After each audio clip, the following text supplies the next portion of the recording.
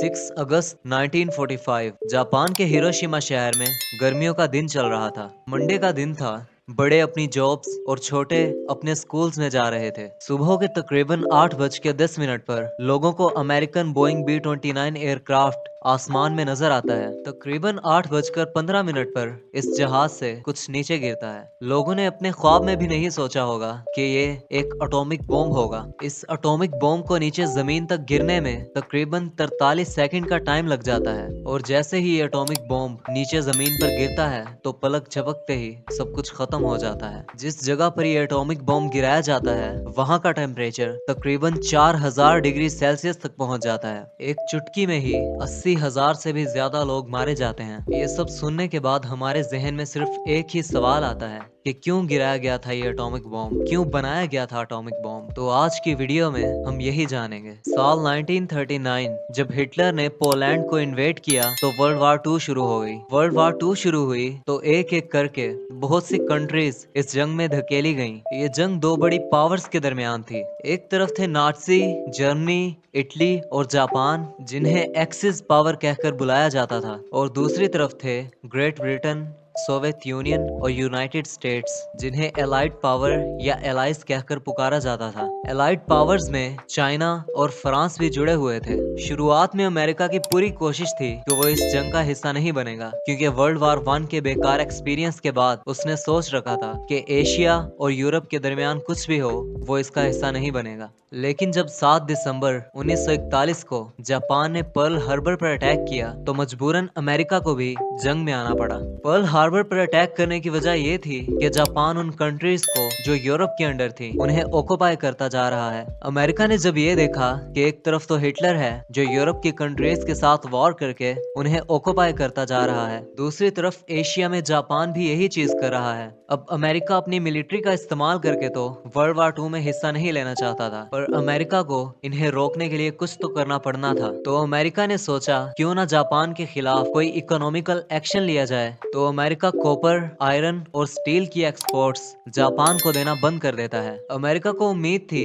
कि ये देखकर शायद जापान यूरोप की कंट्रीज पर हमला करना बंद कर देगा, लेकिन इसका कोई खास रिजल्ट नहीं निकला। इसके जवाब में अमेरिका ने जापान को ऑयल की एक्सपोर्ट्स देना बंद कर दी। इन दिनों ऑयल जापानीज के लिए एक बहुत ही अहम रिसोर्स था और तकरीबन 80% ऑयल जापान को अमेरिका से ही आता था। ऑयल की एक्सपोर्ट्स के लिए अमेरिका ने जापान को शर्त रखी कि आप जर्मनी और इटली के साथ अपनी अलायंस को तोड़ें। जापान ने देखा कि जो मलेशिया और इंडोनेशिया के इलाके हैं यहाँ ऑयल के बहुत ज्यादा रिसोर्सेज मौजूद हैं, क्यों ना इन इलाकों पर कब्जा करके अपना ऑयल निकाला जाए। लेकिन मसला ये था कि इंडोनेशिया उस वक्त डच के कंट्रोल में था और मलेशिया ब्रिटिश के कंट्रोल में था। तो ब्रिटिश और डच दोनों अमेरिका के एलाइज थे, साथी थे, तो इन दोनों पर हमला करना अमेरिका पर हमला करना था। जापान को डर था कि ऐसी सूरत हाल में अमेरिका हम पर हमला कर सकता है, और यहाँ पर अगर अमेरिका हमला ना भी करे तो जब हम फिलीपींस ऑक्युपाई करेंगे जो कि अमेरिका की टेरिटरी है तो फिर तो अमेरिका पक्का हम पर हमला करेगा। तो जापान ने सोचा कि हम इन तमाम कंट्रीज को ऑक्युपाई करेंगे और अगर अमेरिका हम पर हमला करेगा तो हमें इसे चुप करवाना पड़ेगा।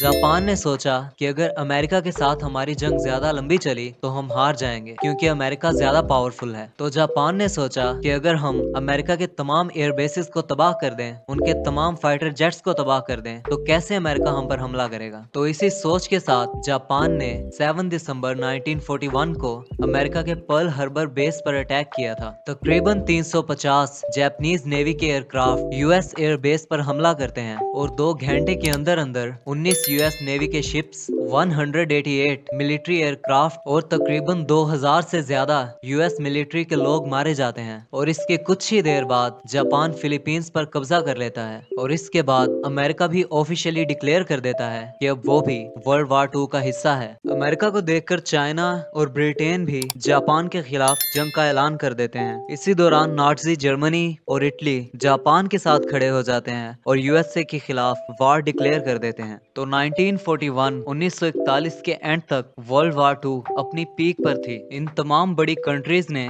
एक दूसरे के खिलाफ वार डिक्लेयर कर दी थी। इसके बाद इन तमाम कंट्रीज में जंग जारी रहती है और 1943 में सबसे पहले पहले इटली सरेंडर कर देता है। 30 अप्रैल 1945 को हिटलर सुसाइड कर लेता है खुद को गोली मार के, और इसके बाद जर्मनी भी जंग से अलग हो जाता है। तो इसके बाद एक्सिस पावर्स में से सिर्फ जापान रह जाता है जिसने सरेंडर नहीं किया होता। बहुत से नुकसानात के बावजूद जापान सरेंडर करने को तैयार ना था। जापानीज अपने एम्परर के लिए जान तक देने को तैयार थे, और वो समझते थे कि एक समुराय वो होता है जो जंग में हार नहीं मानता। जापानीज की एयरफोर्स में एक स्पेशल यूनिट बनाया गया। इस यूनिट का नाम कामिकाजे रखा गया। इन पायलट्स का काम अपने फाइटर जेट्स में बैठना और अपने फाइटर जेट्स को दुश्मन की वारशिप में क्रैश करवाना था। इस क्रैश के दौरान इन पायलट्स की अपनी जान भी चली जाती थी। सिंपल वर्ड्स में सुसाइड बॉम्बिंग। अमेरिका और उसके साथी ये सोच रहे थे कि शायद इतनी तबाही और अनएम्प्लॉयमेंट देखकर जापान के लोग खुद ही अपनी हुकूमत के खिलाफ खड़े हो जाएंगे और मजबूरन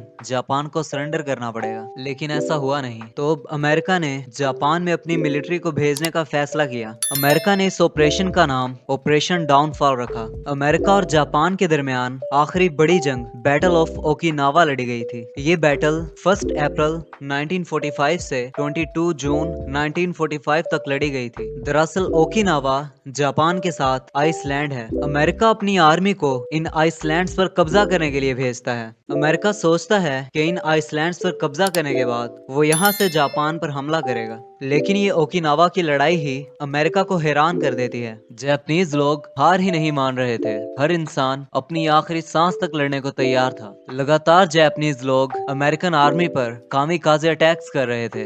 आखिर में अमेरिका ये जंग जीत तो गया था, लेकिन इस जंग का अमेरिका को बहुत नुकसान हुआ था। अमेरिका के तकरीबन 12,000 सोल्जर्स इस जंग के दौरान मारे गए थे। 50,000 से ज्यादा सोल्जर्स इंजर्ड हो चुके थे, और दूसरी तरफ 1,10,000 जापानीज सोल्जर मारे गए थे। बैटल ऑफ ओकिनावा के बाद अमेरिका के ऑफिशियल सोचते हैं कि अगर इस हिसाब से हम जंग जीत भी गए तो इसमें हमारा बहुत नुकसान हो जाएगा, क्योंकि बहुत से अमेरिकन सोल्जर्स भी जंग के दौरान मारे जा रहे थे। अमेरिका और उसके एलाइज ने सोचा कि जापान को सरेंडर करवाने के लिए कोई और तरीका ढूंढना पड़ेगा जिससे उनका अपना कोई जानी नुकसान ना हो। 12 अप्रैल 1945 अमेरिका के प्रेसिडेंट फ्रैंकलिन डी रूजवेल्ट उनकी डेथ हो जाती है, और वाइस प्रेसिडेंट हैरी ट्रूमैन नए प्रेसिडेंट बन जाते हैं। अब हैरी ट्रूमैन जंग को रोकने या जापान को सरेंडर करवाने के लिए अलग अलग ऑप्शंस ढूंढते हैं। यही वो वक्त था जब इन्हें यूएस मिलिट्री के टॉप सीक्रेट प्रोजेक्ट के बारे में पता लगता है, द मैनहट्टन प्रोजेक्ट। इस प्रोजेक्ट में बहुत से साइंटिस्ट दुनिया का पहला एटॉमिक बॉम्ब बनाने की तैयारी कर रहे थे।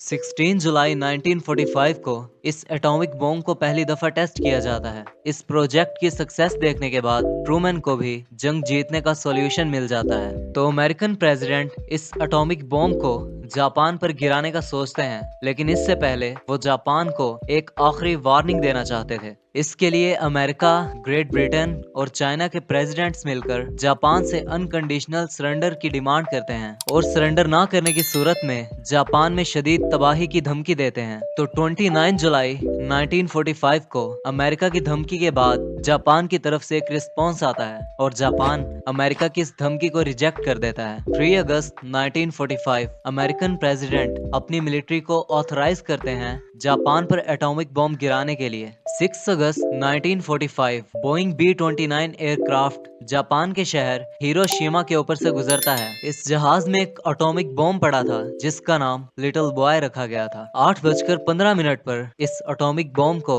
जापान के शहर हिरोशिमा पर गिरा दिया जाता है, और अमेरिका न्यूक्लियर वेपन्स को इस्तेमाल करने वाला दुनिया का पहला और इकलौता मुल्क बन जाता है। उस दिन हिरोशिमा में जो लोग मौजूद थे और इस धमाके को सरवाइव कर गए, वो इस दिन के बारे में बताते हैं कि उन्हें पहले इतनी तेज रोशनी दिखाई दी कि वो लोग टेम्परेरीली ब्लाइंड हो गए, और उसके बाद एक इतनी तेज आवाज सुनाई दी कि कई लोगों को परमानेंट हियरिंग लॉस हो गई। फिर जो 4000 डिग्री सेल्सियस तक टेम्परेचर पहुंचा, उसकी वजह से इंसान बुखारात बन के हवा में शामिल हो गए। लोगों के लिए ये सब अनबिलीवेबल था। सिर्फ 15 से 20 मिनट पहले जो आसमान नीला और खुशगवार था, वो काले बादलों की शक्ल इख्तियार कर चुका था। लेकिन इतना कुछ होने के बाद भी जापानीज एम्परर सरेंडर नहीं करते और जंग को जारी रखने का हुक्म देते हैं। इसके जवाब में 9 अगस्त 1945 अमेरिका नागासाकी पर एक और एटॉमिक बॉम्ब फेंक देता है। तकरीबन सुबह के 11 बजे एक और बोइंग B-29 एयरक्राफ्ट नागासाकी शहर के ऊपर से गुजरता है। इस दफा जो बॉम्ब नागासाकी शहर पर गिराया गया था,